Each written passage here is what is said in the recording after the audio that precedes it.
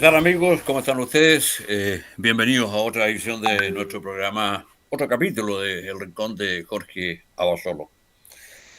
Vamos a hablar un poco hoy día de la soledad. Existe una soledad, creo yo, positiva y otra que es negativa, ¿no? Vamos a hablar con un experto en la segunda parte, con el gran psiquiatra Leighton Rossell, experto en esta materia. Eh, ¿Por qué hay gente que no le teme la soledad? A eso incluso la busca. Bueno, porque están en buena compañía consigo mismo y porque tienen una gran vida interior, ¿no? Y por eso hoy vamos a hablar con un experto en el tema. Pero siempre partimos con algo, creo yo, curioso de nuestra historia. Vamos a hablar de la velocidad que estamos viviendo en esta época. ¿Saben ustedes que hay dos teorías? Hay varias en realidad. Dicen que cada 8 años los conocimientos del ser humano en la sociedad se van duplicando. Otros dicen que es 5. Y Sergio Melnik, que en paz descanse, me alcanzó a decir que eran 4. Entonces, ¿cómo no vivir una eh, atmósfera de incertidumbre cuando se han caído las incertezas? Incluso, bueno, políticas ni hablar, las certezas políticas se han caído, los descubrimientos científicos van, no redimiendo, sino van redescubriendo y van dejando en el ocaso teorías que se tenían por muy seguras antaño. ¿Ah? Entonces, bueno, eso todo nos provoca yo diría, un desacierto. Agreguémosle que el planeta no está en su mejor momento y por lo tanto la velocidad de nuestra época es muy potente. Tanto así que hacia el año 1850, fíjese, la velocidad máxima de los medios de transporte alcanzaba los 60 kilómetros por hora. Cuando se descubrió el automóvil, los automóviles que alcanzaban más de 10 kilómetros por hora, tenía que ir una persona adelante con una bandera anunciando, ojo, que aquí viene poco menos que un cohete, un coche que va a demasiada velocidad. Hoy día eso nos parece simpático, hasta sirve para hacer chistes. Y yo los invito a poner la reversa en nuestra historia, porque fíjense que eh, a ver, la reina Isabel la Católica se demoró 5 meses en recibir noticias acerca del viaje de Cristóbal Colón a América. Eso no lo aprendí en el liceo, nunca me lo dijeron. Imagínense, llegó Colón acá, a Centroamérica, y se demoró 5 meses la reina Isabel en tener noticias de que el viaje de Colón había sido exitoso, en fin, espérense, voy a tener que apagar este celular, pero me van a tener que perdonar un poquito, ¿no? Bueno, quedamos en que 5 meses demoró la reina Isabel la Católica. 372 años después, Europa demoró 2 semanas en conocer el asesinato de Abraham Lincoln. ¿Se acuerdan? En el teatro, John Wilkes Booth, un actor frustrado, lo mató cuando estaba él en un palco. Ojo, que no quería ir a esa obra teatral, Abraham Lincoln. Bueno, Europa demoró 2 semanas en conocer el asesinato de Abraham Lincoln. Y si nos vamos más a una época más reciente en que yo estaba vivo por lo menos, el mundo se demoró 1,9 segundos en enterarse de la llegada de Neil Armstrong a la Luna en Apolo 11, cuando puso el pie en la Luna y dijo esa frase monumental que pasó a la historia, no sé si la recuerde. Este es un pequeño paso para el hombre, pero un gran paso para la humanidad. Hay gente que aún no cree en que el hombre haya llegado a la luna y vamos a hacer un comentario de eso más adelante, ¿ah? Porque creo que es necesario, es necesario. Eh, yo tuve la oportunidad de estar con Alexei Leonov, que fue el primer cosmonauta ruso que fue a la luna y que salió de la cápsula. Después vino otro que fue Bridget Grissom, creo que, de los primeros que vieron. ¿Y por qué cuento esta charla de Alexei Leonov? Porque Alexei Leonov viajó al espacio el año 1963 y mostró en esa charla, que fue en el Congreso Nacional, fotos de la Tierra, cómo se veía. Él volvió 12 años después en la cápsula Soyuz, ¿se acuerdan que cambió de nombre? Y mostró la MIM, una foto a la misma distancia. Y ahí pudimos captar cómo la Tierra se va poniendo a ver de un color plomizo. Es decir, que esto del cambio climático, que esto del medio ambiente es una realidad, sí, es una realidad porque eso es lo que quiso demostrar. Él quiso poner énfasis en cómo tenemos deteriorado el planeta. A eso se refería. Y bueno, yo aproveché de preguntar después siempre quise entrevistar a un astronauta, a Franklin Chan, que estuvo en la Challenger, si era verdad que desde el espacio se podía ver algo de la Tierra, algo específico, no el planeta. Sí, a ratos se ve la muralla china. Mire qué curioso, ¿no? Ahora nos vamos a comentar algunos libros. Rápidamente nos llegó este Amo pero no siento. Qué buen título, ¿eh? Amo pero no siento. Un título incitador de que me mandó mi amigo Domingo dos Santos, brasileño. Le vamos a ver después dónde podemos encontrar este libro. Quiero decir algo aquí. Bueno, en la contratapa dice que este libro está dedicado a todas las personas que quieren estar tranquilas, pero están atrapadas por los sentimientos.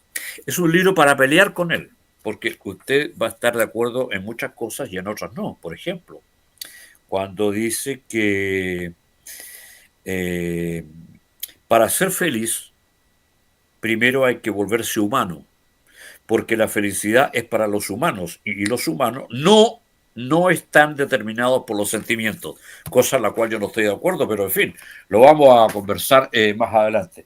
Y también quiero recomendar este libro de nuestra amiga Javiera de la Plaza, que la vamos a tener más adelante. Yo creo que ahí nuestro amigo eh, eh, eh, Claudio lo va a poder mostrar de mejor manera. Se mostró el libro ahí en pantalla, ¿no? De mejor manera. ¿Ah? Sí, dice que sí. Bueno, a ver, ¿qué poder decir de este libro de Javiera de la Plaza? La inteligencia asertiva en la empresa y el trabajo. Este libro tiene varios años. Gracias, Javiera, por esa hermosa dedicatoria. La paso así, no me atrevo a leerla por vergüenza. Dice, como empresario o jefe de área de una empresa, ¿tiene dificultades para comunicarse con sus subordinados? ¿Es incapaz de hacer una exposición frente a un público masivo? ¿No sabe cómo motivar a los empleados para mejorar su rendimiento? De este tema y muchos más habla este libro que se llama La inteligencia asertiva de Javiera de la Plaza. Y yo quisiera agregar algo del comportamiento asertivo en algunos, a ver, quiero precisar algunos vectores básicos de lo que es el pensamiento asertivo. Se trata, en primer lugar, de algo que puede ser incorporado desde la más tierna infancia, desde niño, educar a los niños en la asertividad a través de la socialización. ¿Ah? También se puede aprender más adelante, ¿ah? A través de conducta, de comportamientos que puede ir aprendiendo el niño o sus padres sugiriéndoselo. Y la asertividad, este libro es el segundo que hizo Javiera. El primero lleva, creo que, 8 ediciones agotadas y tuvo mucho éxito en Argentina. Mire, que son más asertivos que nosotros. Porque la asertividad, una de las cosas que nos enseña a los chilenos, sobre todo, es aprender a decir que no sin ofender a los demás, sin necesidad de recurrir al lenguaje emoliente, al lenguaje elusivo, porque hay muchos chilenos, y usted lo debe, todos conocemos, que cuando dicen que no se sienten mal. Hay que saber decir que no, cuando uno no puede hacer un favor. De eso se trata este libro, Inteligencia Asertiva, de Javiera de la Plaza, que lo recomiendo.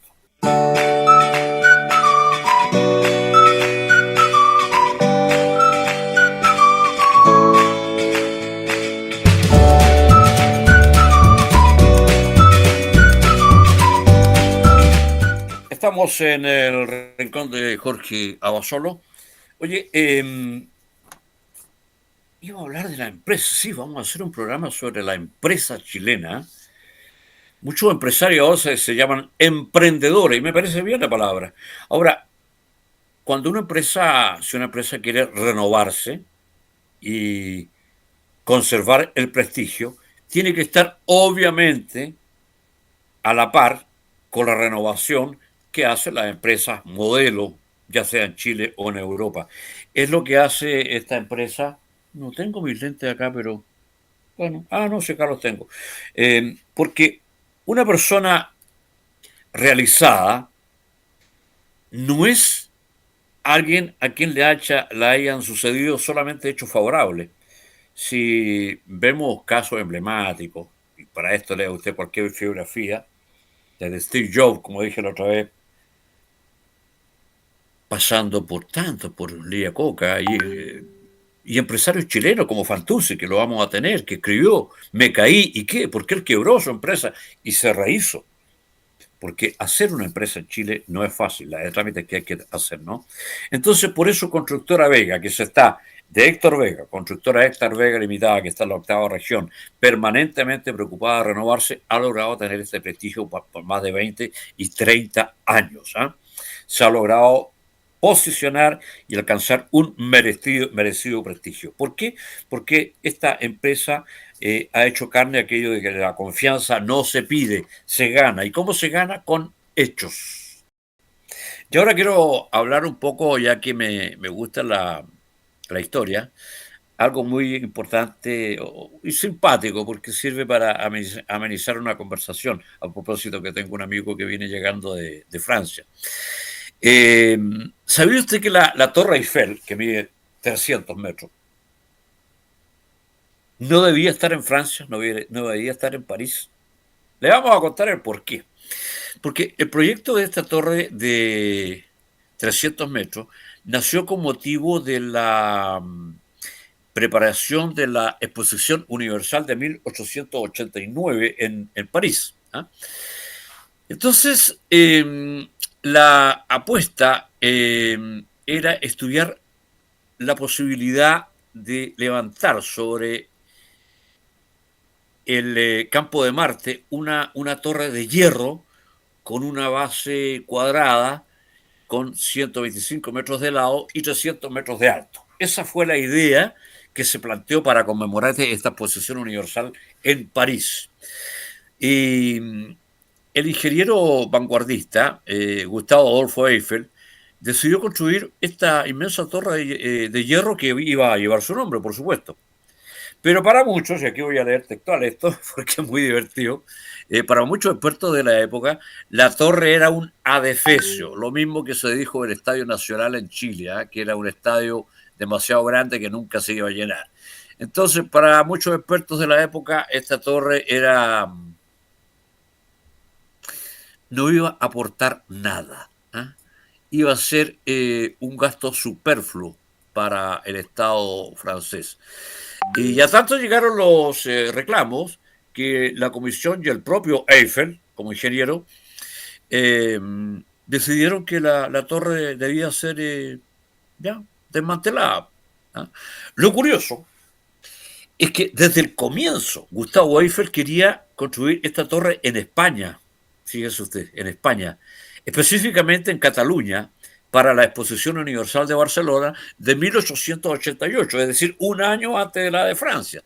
Sin embargo, aquí viene lo curioso, el Ayuntamiento de Barcelona hizo ver que eso era un error y además muy oneroso, pues costaba muy caro. Y además hubo un arquitecto, que era Antonio Gaudí, que ustedes lo deben conocer, que ya estaba construyendo una gran obra intitulada o titulada La Sagrada Familia, por lo que se dijo que con eso bastaba para la exposición en Barcelona. Y claro, si usted va a Barcelona, obviamente no puede dejar de visitar la Sagrada Familia de Antonio Gaudí, porque es un espectáculo, es un museo natural. Entonces, ¿qué hizo Eiffel?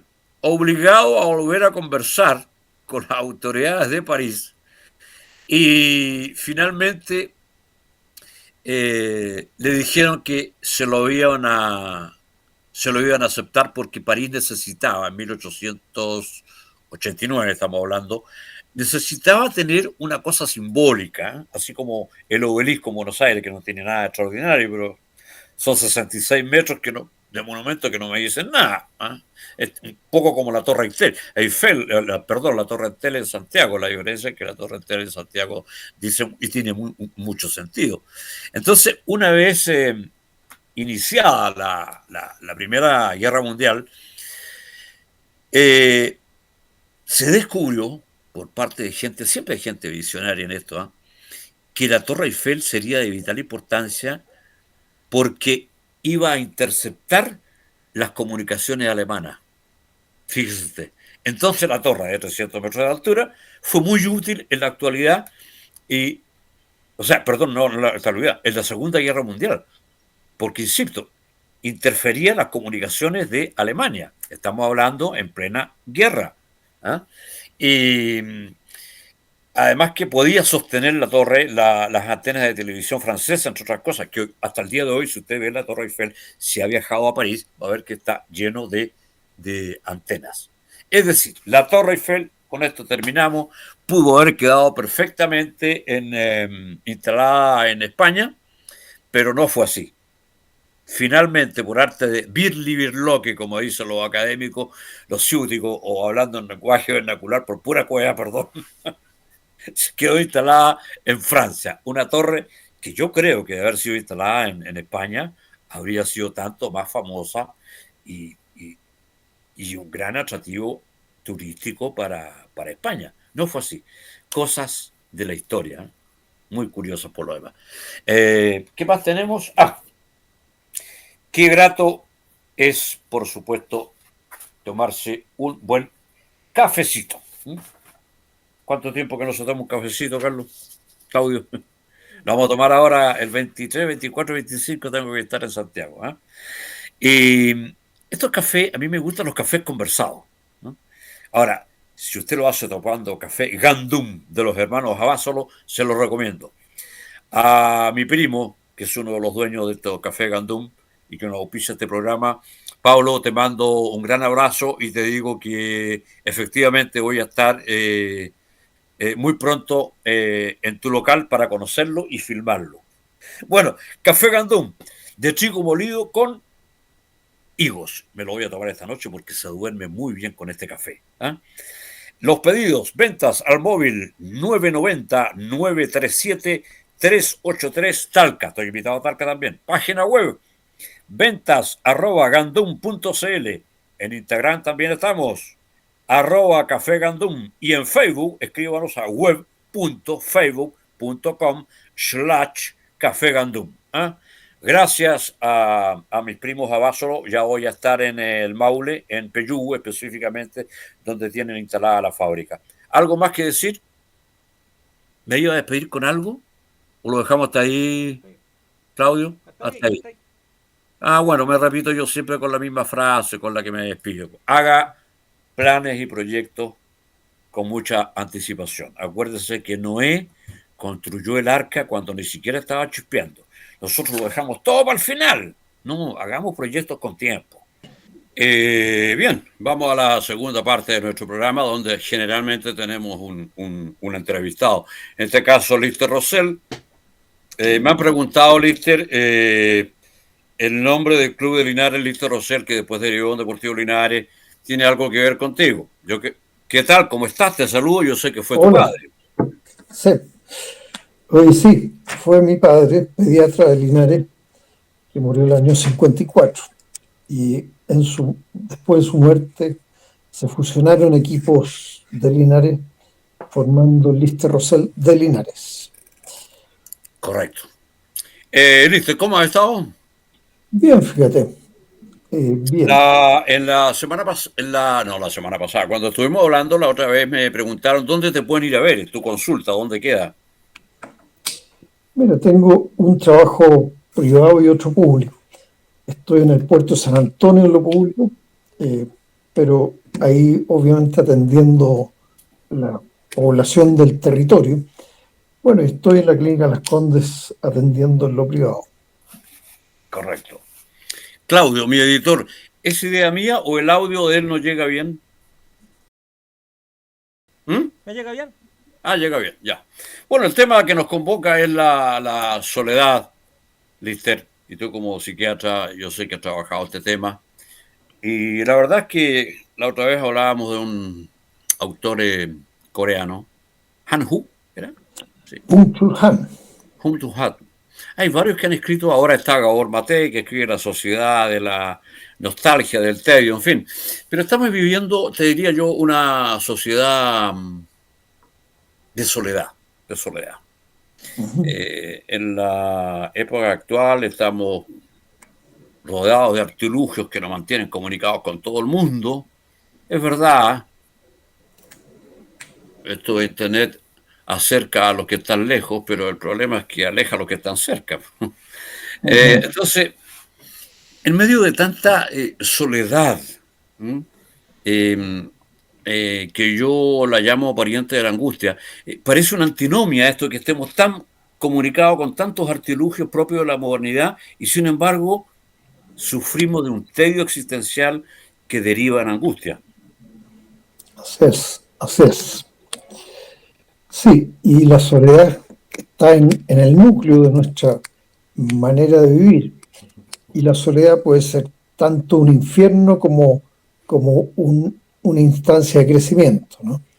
Pero yo diría que en el promedio están las condiciones sociales dadas para que la soledad sea no elegida, sino más bien aislamiento emocional, y eso tiene mucho que ver con patologías de salud mental, siendo el extremo probablemente el suicidio.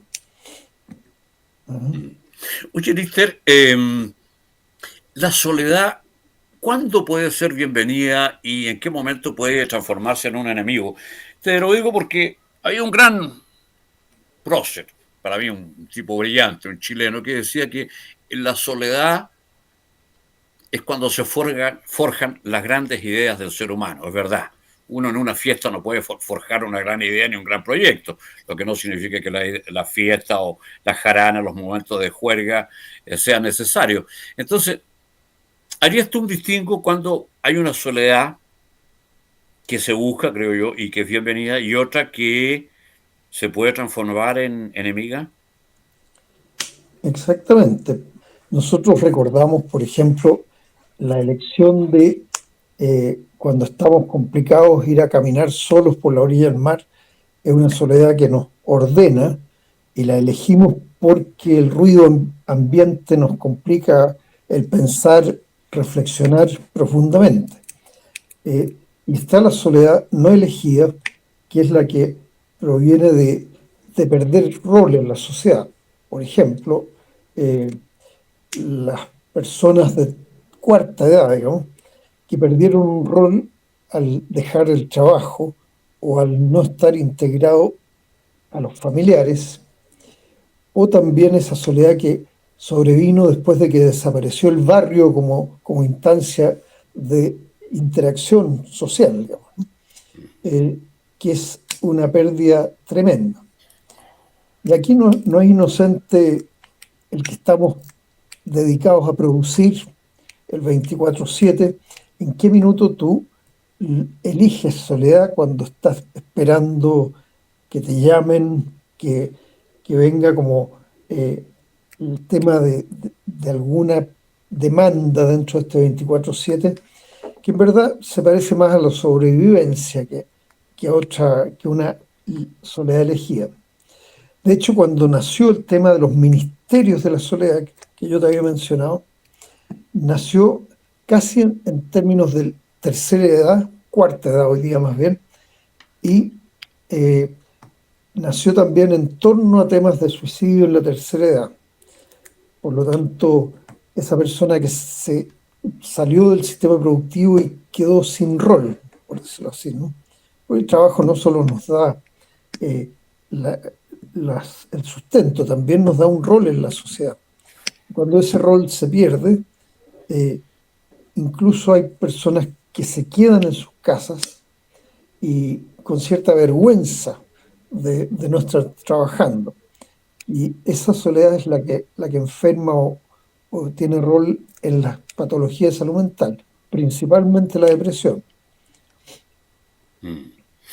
Estamos conversando con Lister Rosell en nuestro programa El Rincón de Jorge Abasolo. Estuve pensando una pregunta para, bueno, varias para formulártela, Lister. Eh, Quise pensar qué refleja en el fondo la soledad. Eso tiene muchas lecturas, por supuesto. Ahora, la soledad social creo yo que tiene que ver con la carencia muchas veces de relaciones sociales, ¿eh? Ujú. Y esto está relacionado con un sentimiento de marginalidad. Es esa sensación de aislamiento, de no ser aceptado por los otros, ¿eh?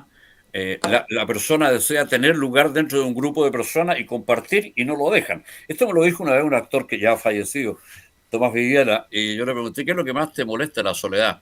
O de estar en una edad en que no eres joven. Es que a veces estoy en un lugar público, en un café, y la gente pasa por el lado, son cafés a veces estrechos, con el deber de saludarte y no te inflan, no te saludan, como que tú no existes. Ujú. Exacto. Eh, a ver, una entrada que tiene esta respuesta es, ¿te acuerdas tú, Durkheim, que sociólogo, que hablaba del suicidio egoísta, como de gente que no arma vínculos afectivos importantes, pero más importante, él hablaba del suicidio anómico. O sea, entrar en la anomia es el puente a la depresión y la soledad que se da en la anomia cuando no tienes un rol.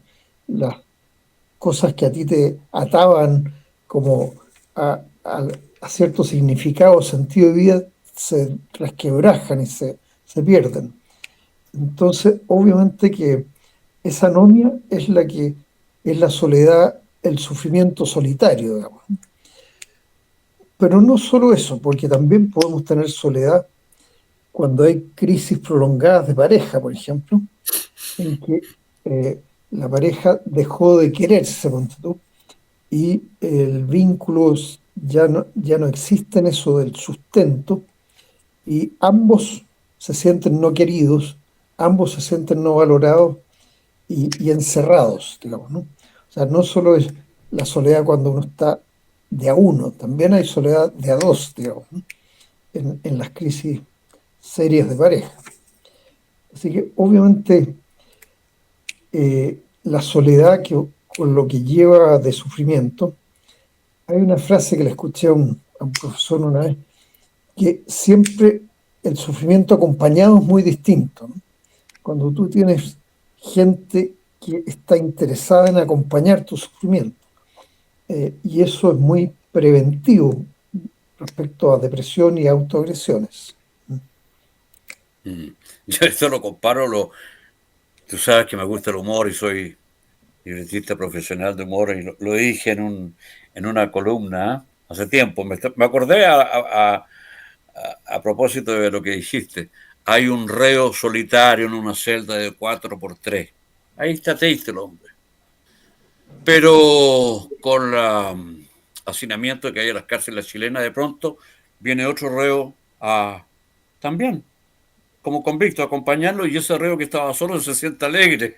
Están los dos convictos, están los dos reos, pero ya se siente acompañado. ¿Eh? Mira qué fenómeno, ¿Sí? más extraño. No, eso. eh, Hay una película preciosa de un reo travesti y que llega un reo político y el beso de la mujer araña, no sé si la viste, ¿no? Yo fui Pero esa persona poco que está, cinéfilo, pero he escuchado mucho esa película. entonces se va armando un vínculo de mucho afecto y de mucha dependencia entre ambos, ¿no? Sí, los vínculos tienen dependencia y no hay que eh, mirar como en menos esa dependencia que se construye. Pero es como lo que tú dices, en un lugar de 4x3 tú puedes tener a alguien que no se interesa para nada en ti y estar muy solo, o en ese mismo lugar hay esa conexión humana y eso más bien es un sufrimiento acompañado y que le da un sentido a la soledad también. Sí, el sufrimiento acompañado, por supuesto. Oye, yo que me gusta la literatura, estaba leyendo el otro día un autor italiano que no es tan conocido, ¿ah? que se llama Carlo Docci. Pueden ver en Google, Dossi. Y Carlo Docci, hay una frase que me golpeó en uno de sus libros, porque se pregunta, ¿por qué la gente rehuye de la soledad? Y él dice, porque son muy pocos los que se encuentran en buena compañía consigo mismos. Yo creo que la gente que tiene una considerable vida interior acepta más la soledad, y lo cual Claro, es positivo. sí, correcto, sí. O sea, acordémonos de los retiros religiosos, o la gente que viaja a hacer estos internados de meditación y pasan el día solo, luego de que en la mañana les han dado una breve instrucción y el resto es silencio y soledad, pero obviamente eso va en la línea de un desarrollo espiritual mayor, ¿no? Así que obviamente si nos acordamos de los retiros ignacianos, en fin, los retiros que se elige la soledad para crecer espiritualmente en el mundo interior. Pero en la pregunta que tú haces, también está el tema de la crisis de la realidad interior, digamos, ¿no? De la gente que está orientada hacia afuera permanentemente, hacia el mall, hacia el consumo. Y en consumo la gente va al mall centrada en el objeto. No es como la plaza pública o el barrio donde la gente iba a mirarse y a conectarse. Así que obviamente también hay un miedo a estar solo, porque no se sabe qué hacer en esa soledad. Qué Eh, bueno lo que dijiste, me recordaste a Hernán Rivera Letelier, coetáneo y contemporáneo mío, porque es talquino. sí, La reina cantaba ranchera, y bueno, Hernán ujú, Rivera Premio Nacional, muy buen amigo. Entonces un día le conté que yo fui al norte y conocí el desierto. Y Hernán me dijo, ¿y qué sentiste en el desierto? Me dijo, ¿no te dio angustia? No, no, le dije, al contrario, ver tanta soledad, tan escasa vegetación, era una cosa curiosa para mí que nunca la había visto. Ah, qué bueno, me dijo, porque hay gente que no resiste estar en el desierto, quiere arrancar pronto porque parece que la soledad lo invade. No sé si me explico. sí, claro, claro. Es una soledad que se topa con un vacío interior, ¿no? Y si uno anda arrancando de, de mirarse para adentro, digamos, es porque no tenemos socialización en el buen estado de soledad, esa soledad elegida, no obligada por razones sociológicas. Eh, con los viejos, fíjate que hay algunas experiencias muy bonitas. En India eh, hay se instaló un tema de yoga de la risa, ¿no? Para, aplicando el yoga, hacer como la mecánica de la risa. Y entrevistando ahí los viejos, les preguntaba cuánto tiempo se ven ahora. Entonces decía todos los días, a las 7:30, digamos, ¿no? Y bueno, el yoga casi pasaba a ser un factor secundario porque lo primario era romper la soledad, romper el aislamiento. Y esa experiencia también se logra, bueno, religión es religare, digamos, ¿no? Volver a unir, digamos, en una Sí, comunidad. O sea, sí, la tesis hay era, risoterapias y que dan muchos resultados, ¿ah? claro, por lo Conozco menos para gente que se este gran dedica a tema. eso y les da muchos resultados. La risoterapia, esto de empezar a reírse forzadamente, pero que al final termina todos compartiendo y salen un poquito más alegres y más contentos consigo mismos. Claro. Ahora, Lister, yo soy de los que piensa, esto lo he pensado hace varios años, ¿ah? Hay una soledad compartida con los familiares, los buenos amigos, y hay una soledad absoluta. ¿Qué piensas tú de esto? Eh, yo creo que esa soledad absoluta es opresiva, digamos, ¿no? Esa soledad que va acompañado como de una sensación de aislamiento de todo, o sea, y va acompañado de una sensación de yo estar mal y los demás están bien, ¿no?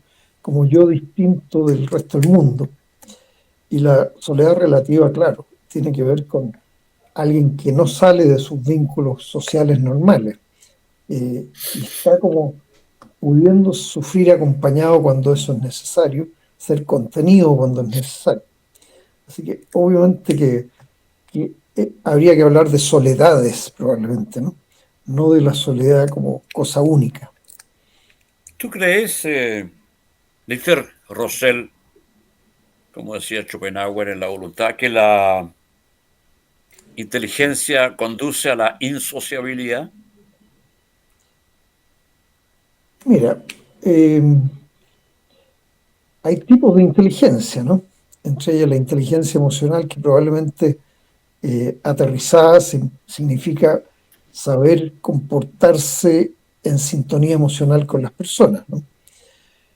Y también en la soledad hay personas que, por ejemplo, en el espectro del TEA, del espectro autista, que están sumamente cómodos en la soledad, ¿no? Más bien el fenómeno inverso es lo problemático, cuando les toca convivir con otras personas. Y ahí la angustia es el factor principal, digamos, ¿no? Entrar en contacto. Así que obviamente la personalidad entra a jugar junto a las cosas sociales que estamos hablando, de que el colectivo, el nosotros, está desincentivado totalmente, sea por los miedos al otro, que hablábamos la vez pasada, que uno pudiendo vincularse con otro, fíjate lo que pasa en los ascensores, por ejemplo, ¿no? O sea, la gente mira hacia abajo o se mira en el espejo, pero no hace un buenos días o hasta luego, ¿no? O algún comentario con la guagua que va en el ascensor, etcétera, ¿no?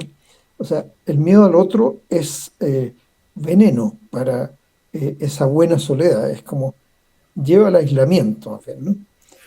Tú hoy día seguramente encuestaras a tus amigos y verías lo pobre que es el encuentro. O sea, en este mes, ¿cuántas veces viste a tus amigos o cuántas veces te comunicaste? Sobre todo el cara a cara.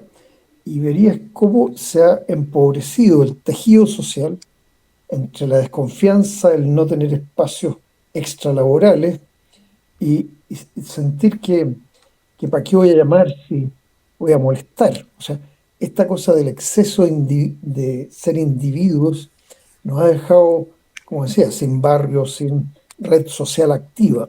Fíjate que hay, te lo mencioné la otra vez, ¿no? En Japón, que se hizo este Ministerio de la Soledad eh, hace 3 años, se armó Ministerio de la Soledad, y decía eh, que la persona, el ministro de la Soledad, decía que quería reponer el tejido social a través de habilidades, en fin, momentos de encuentro grupales, ¿no? Sobre todo en tercera edad. Así que obviamente estamos embalados en una cosa excesivamente individual y con desconfianza en los otros. Entonces, pobreza sobre pobreza, te diría yo, ¿no? Y obviamente tú debes haber sabido, mucha gente que vive sola y al morir nadie se da cuenta que murieron, ¿no? Sino hasta cierta descomposición, porque nadie iba a visitar a esa persona. Así que la soledad puede ser así de extrema, ¿no? Sí. Sister, yo, por ejemplo, vivo con mi hermana acá mayor y ambos soportamos muy bien la soledad, lo que no quita que nos vamos a convertir en ermitaños. Yo creo que en esto la pandemia nos cambió mucho. Hay creo yo, una soledad que uno busca deliberadamente. En el caso mío que escribo para encontrar alguna idea. Sé que si me voy a un río, a un campo, al mismo patio de mi casa, puedo encontrar un par de ideas que me van a servir para alguna columna, para algún escrito, que al final puede terminar en un opúsculo o en algún libro. Entonces, hay una soledad que se busca, que se procura personalmente. Claro. Pero hay otra soledad que a mí me preocupa mucho que se está dando en esta sociedad, que es la sociedad del abandono, que me imagino que en tu consulta tú la has palpado muchas veces. Sí, o sea, diariamente. Personas que rompieron un matrimonio y dicen, yo no conozco gente, ¿no? O sea, esto de recomponerse, recomenzar en vida de pareja, Me dicen, no conozco gente, ¿no? O sea, sobre todo a mi edad, en fin, entran a argumentar de mala manera. Y es cierto, en los jóvenes, yo fíjate que los compadezco un poco en las discotecas, porque es tan difícil conversar con alguien, ¿no? Eh, y obviamente que eh, va a ser muy distinto lo que tú dices cuando uno tiene un entretenido mundo interior que te Ujú. lleva a querer eh, hacer cosas que te hacen sentido, ¿no? Como escribir o como escuchar la mejor música de Beethoven, digamos, o Claro, las mejores baladas, ¿no? Y además la creatividad acompaña mejor que cualquier cosa, digamos, ¿no? Buscando la creatividad o creación de belleza de algún tipo.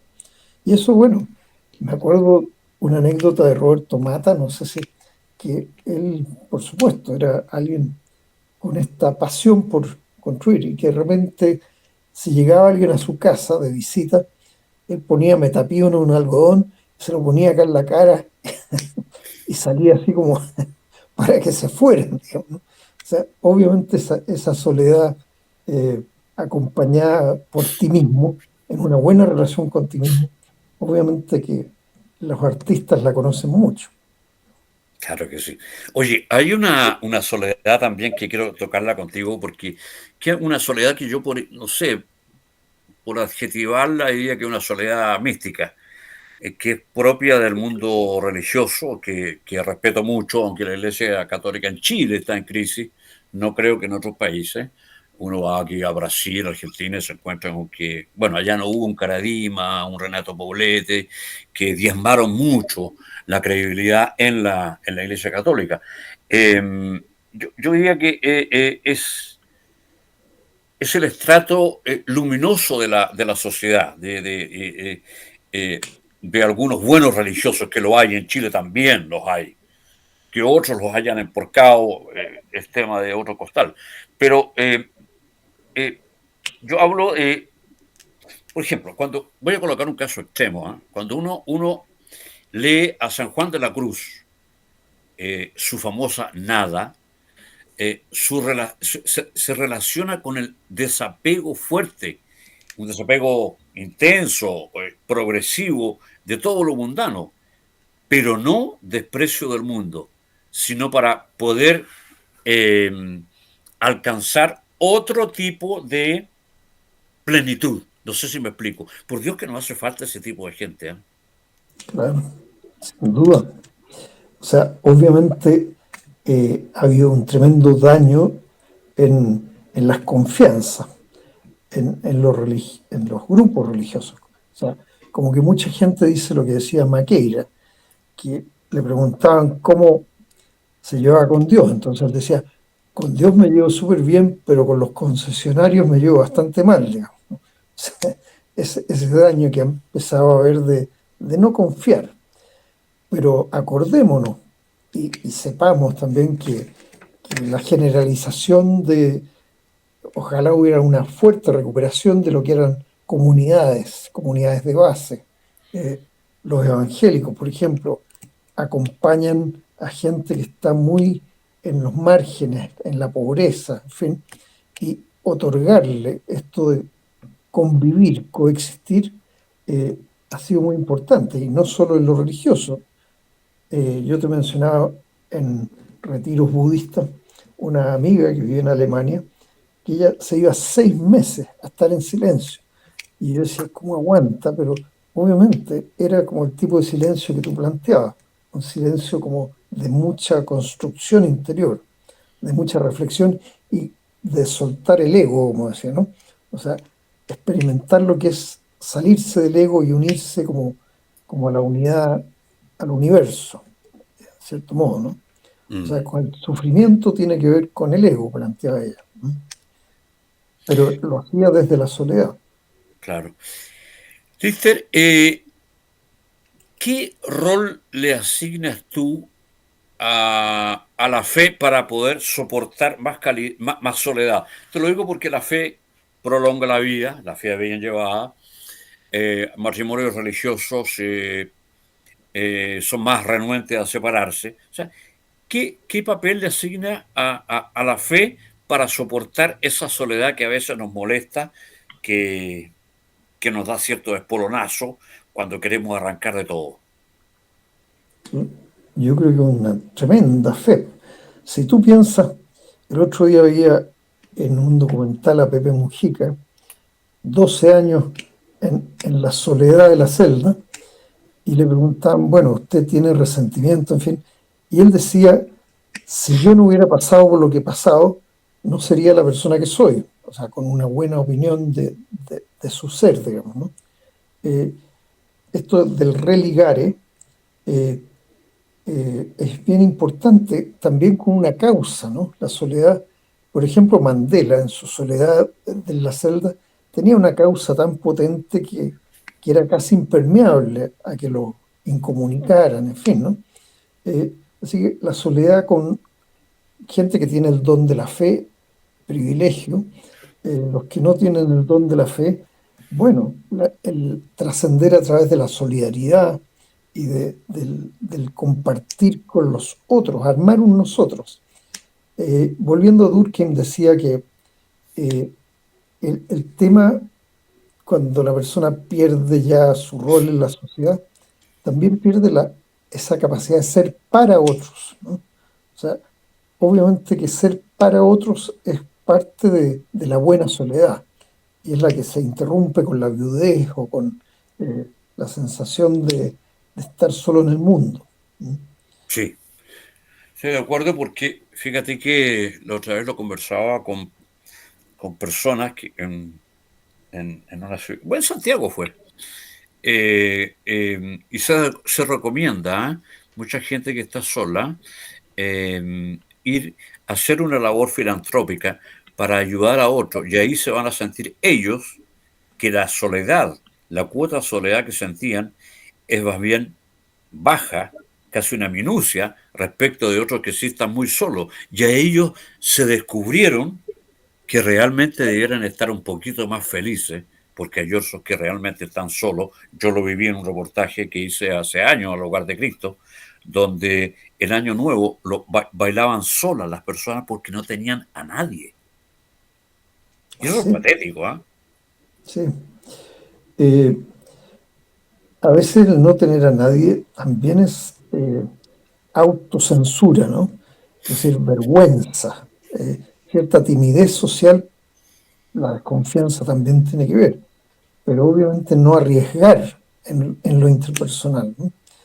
Hay un poema de Whitman que dice, si tú voy por la calle y me quieres hablar, ¿por qué no te voy a hablar yo, digamos? Esa cosa de arriesgar en los vínculos personales. La experiencia que alguna vez te comenté de Santiago Amable, ¿te acuerdas que Sí, tomábamos ciertos barrios en Matucana, ponte tú? La verdad es que nos metíamos a hacer mosaico en pasajes de Matucana y aparecía una dinámica totalmente nueva construyendo el mosaico juntos, vecinos que ni se sabían los nombres, digamos, ¿no? Y ahí empezaban a conocerse y incluso a celebrar el término de esa creación colectiva. O sea, activación social de todas maneras, digamos, es lo necesario, urgente. Y obviamente también redimensionar el trabajo, ¿no? Es decir, es importante el trabajo, pero no tanto como para dejar de lado los vínculos. Y aquí eh, hay una cosa muy medida, ponte tú, en una promoción de Oxford, ¿no? Que siguieron a promociones y de repente descubrir de que morían, cómo había sido su vida, tratando de aislar los ingredientes de esa buena vida. Y se derrumbaban casi todos los parámetros que se tomaban, salvo la cantidad de amigos que tenían, digamos. Quien tenía más vínculos significativos, no de conocidos, sino de esas personas que pueden ser sostén, confidentes, esos eran los que vivían mejor. Así que es súper importante volver a la construcción del nosotros. Y a propósito del Teletón, que sí, tú decías, es muy distinto poner en la cuenta que ir a trabajo voluntario, ¿no? O sea, el cara a cara con gente que también tiene sufrimiento es, en términos emocionales, psicológicos, una mucho mejor manera de construir vínculos. Sí. Lister, nos pilla el dios Cronos. Última pregunta, que me preocupa mucho por la salud mental hoy día en Chile. Yo creo la peor que hemos vivido en muchas décadas. ¿Hay alguna relación de esta soledad que no es muy productiva, la sociedad deletérea, o sea, la soledad deletérea negativa? Hay una relación de esa soledad con la angustia? Por supuesto, una soledad opresiva. Ponte tú recién la pandemia, conversando hoy con personas, me decían yo, la verdad es que tomaba socialmente, pero en la pandemia me apretaba tanto el pecho que necesitaba tomar para calmar esa angustia, ¿no? Y terminan con una patología desde la soledad, digamos. Así que sí. Y como te decía al principio, mucha relación con depresión y suicidio, que es lo que está retomando Japón, España, Inglaterra, que fue la que primero partió con estos ministerios de la soledad, que en verdad es como volver a armar comunidad. Lister Rosell, muchas gracias por haber estado con nosotros y será hasta una próxima oportunidad, pues. Sí, pues siempre es tan grato que conversemos, pues Jorge. Muchas gracias a ti. Gracias a ti, gracias Lister. Hasta Ya, pronto. chao, Claudio.